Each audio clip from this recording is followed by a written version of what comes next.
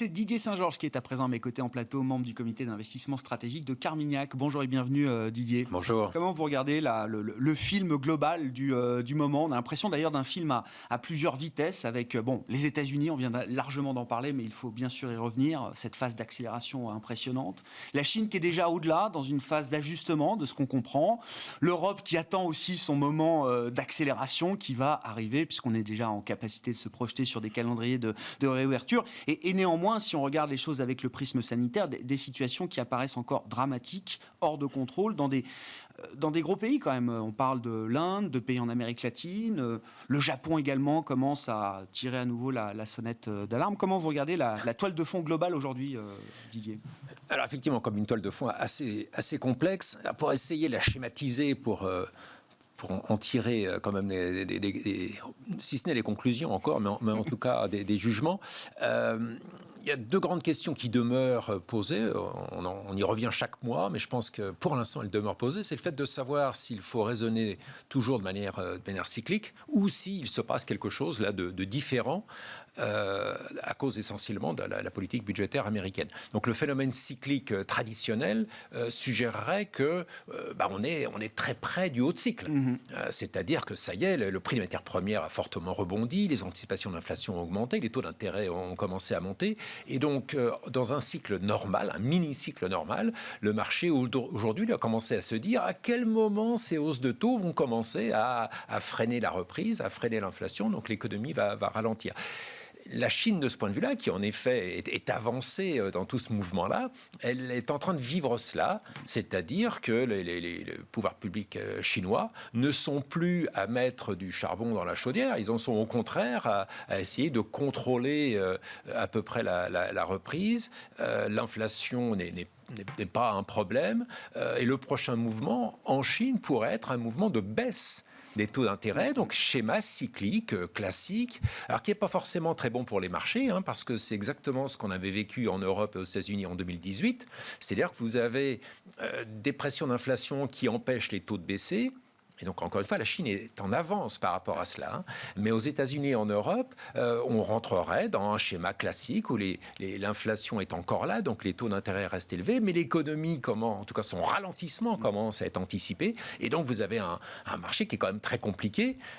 Compliqué pour les obligations avec des taux qui restent élevés, compliqué pour les actions avec une économie qui ralentit. 2018, c'est le schéma possible. Sauf que c'est un peu plus complexe cette fois parce qu'on a ce programme Biden qui est effectivement complètement hors norme et qui pose la question de savoir si on va sortir, ne serait-ce que pendant quelques années, peut-être pas éternellement, mais en tout cas pendant quelques temps, de ce schéma classique. C'est-à-dire qu'on ne serait pas, au début 2018, on serait dans un changement de régime par lequel l'inflation pourrait durablement repasser au-delà de 2%, et que par conséquent, il faut complètement reconfigurer son approche des marchés, non pas attendre le retournement du cycle d'ici la fin de l'année, mais au contraire quelque chose de plus long.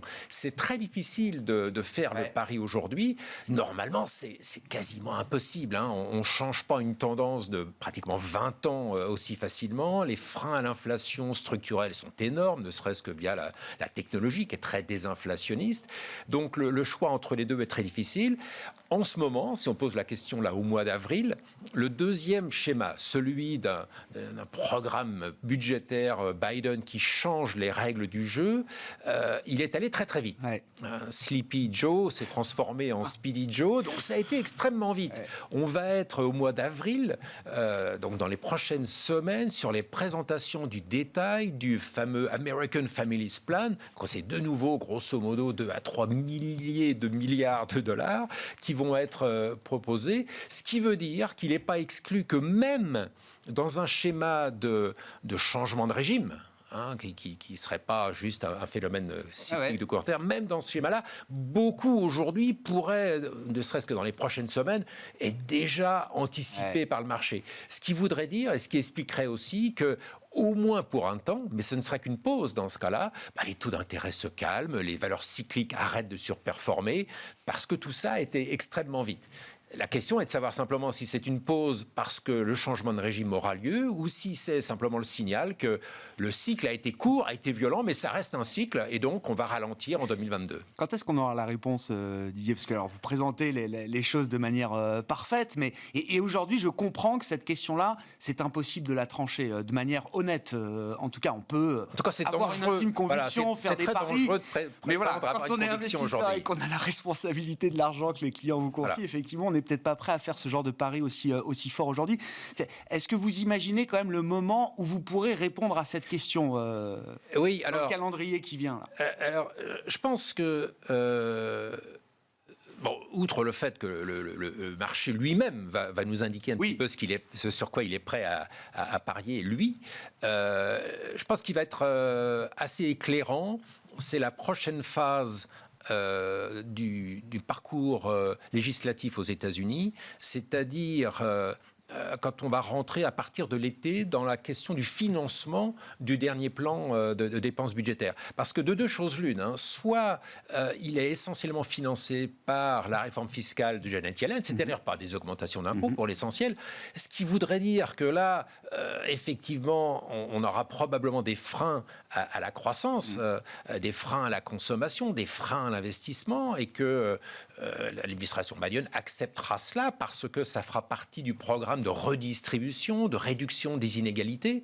Donc politiquement, ça peut se défendre parfaitement, mais en tant qu'investisseur, il faudra quand même s'en méfier, parce que ça voudrait dire que là, le schéma de croissance des résultats pour les entreprises serait durablement affecté, ou alors, pour des raisons politiques, de vote au Congrès américain, ce énième plan, enfin le dernier qui est en train d'être discuté en ce moment, est financé essentiellement par de la dette, parce que la réforme fiscale n'obtient pas un soutien législatif suffisant. Et si c'est le cas, alors on n'a pas ces freins. On a essentiellement une augmentation de la dette, ça veut dire baisse du dollar, augmentation de la croissance. Et là, on peut avoir cette propagation de la croissance qui, entre autres choses, sera une très bonne nouvelle pour la croissance globale et donc pour le monde émergent, mais qui ne serait pas une bonne nouvelle, naturellement, pour les taux d'intérêt. Ce qui sera un échec politique de Biden, d'une certaine manière. Non, pas un échec politique, mais effectivement une grande difficulté à obtenir l'objectif, qui est un objectif de réduction des inégalités par redistribution, mais sans plomber complètement la croissance et les marchés financiers d'autre part. Et effectivement, cet équilibre-là, il va être extrêmement difficile si la bourse s'écroule et l'économie ralentit fortement. Même si vous redistribuez la richesse, je pense qu'effectivement, c'est pas un succès total. Mais je pense qu'il faut vraiment avoir à l'esprit dans le contexte américain que la priorité politique aujourd'hui de l'administration Biden, c'est la réduction des inégalités. C'est absolument majeur, absolument majeur. Son mandat. Et donc le fait de savoir comment la politique fiscale, au sens français du mot, c'est-à-dire que la gestion des impôts, va contribuer à cela, je pense que pour répondre à votre question, c'est ça qui va éclairer, me semble-t-il, la prochaine phase des marchés. Bon. Avant d'avoir les réponses à ces questions, et une fois qu'on a dit ça, Didier, comment est-ce qu'on met en place ou comment est-ce qu'on ajuste peut-être d'ailleurs sa stratégie d'investissement aujourd'hui, sachant encore une fois que tous les marchés, et on peut parler des marchés actions, des marchés de crédit, sont quand même sur des plus hauts. Quand on regarde même les indices européens, on voit qu'on va chercher des niveaux alors qui datent de l'an 2000 pour certains indices, qui ont toujours été des niveaux de résistance importants, on va dire, pour les indices boursiers, si je parle des indices boursiers. Et donc, cette situation peut faire un peu peur aujourd'hui aux investisseurs. Est-ce qu'il faut commencer à se couvrir? Est-ce que tactiquement, il y a quelque chose à faire de ce point de vue-là? Oui, effectivement. Je pense que si l'on regarde les choses telles que je les ai présentées, c'est-à-dire avec cette espèce d'alternative. Deux options. Voilà, deux options assez radicalement différentes quand même. Donc je pense que stratégiquement, et on en avait parlé le mois dernier, stratégiquement, il faut être capable de ne pas être très perdant si l'un des deux scénarios se produit. Ce qui veut dire deux choses. Première chose, à court terme, le phénomène quand même dominant, au moins en Occident, ça va être la réouverture des économies, ce qui n'est pas la même chose qu'un cycle économique, mais qui va aller dans le même sens. Et donc rester positionné quand même sur ces secteurs qui aujourd'hui n'ont pas du tout encore bénéficié de la réouverture. Et c'est clairement le cas en Europe, davantage qu'aux États-Unis où la réouverture existe déjà. Donc jouer ce phénomène de réouverture, particulièrement en Europe.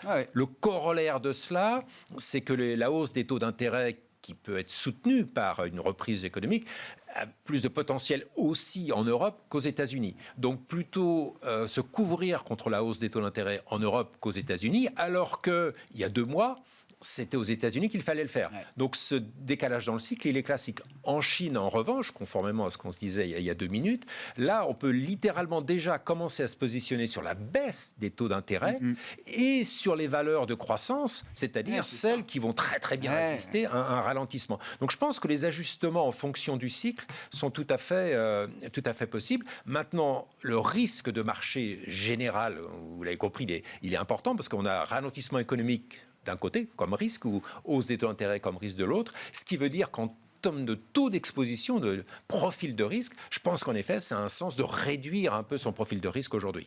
Bon. La BCE se réunit aujourd'hui.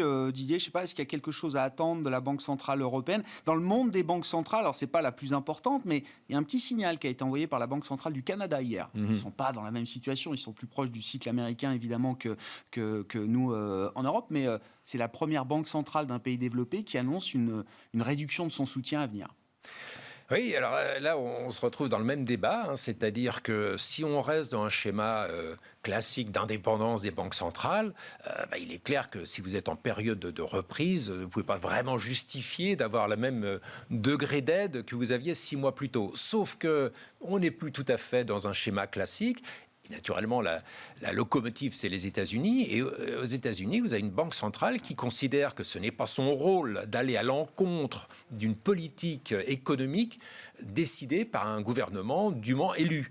Donc, il ne veut pas remonter les taux d'intérêt, resserrer la politique monétaire, alors que le gouvernement souhaite au contraire soutenir la croissance. Et donc, la politique américaine aujourd'hui est une politique de coopération entre le gouvernement et la banque centrale. Pas facile pour les autres banques centrales d'aller à l'encontre de cela, même si la Banque du Canada, en effet, dit oui, mais nous, on n'est pas tout à fait dans la même situation. Donc, l'Europe, Christine Lagarde pourrait dire la même chose, sauf que, naturellement, la conséquence, on peut la trouver très vite sur la monnaie. Ouais. Si la Banque Centrale Européenne envoie des signaux un peu rapides, un peu forts, de perspective de resserrement monétaire, ou de réduction, en tout cas, du quantitative easing, le risque principal, il est sur la monnaie, sur la hausse de l'euro. Et d'ailleurs, je dirais que, probablement, une façon de se protéger contre ce risque-là, c'est d'être plutôt protégé sur le dollar. Parce que le dollar pourrait s'affaiblir si Christine Lagarde cède aux pressions un petit peu dures de son aile droite, si j'ose dire, à la BCE. Oui, c'est ce qu'on a peut-être commencé à voir ces derniers jours. L'euro retrouve un peu de couleur et on voit des dynamiques de taux très différentes désormais entre ce qu'on peut observer aux États-Unis et en Europe. Merci beaucoup Didier.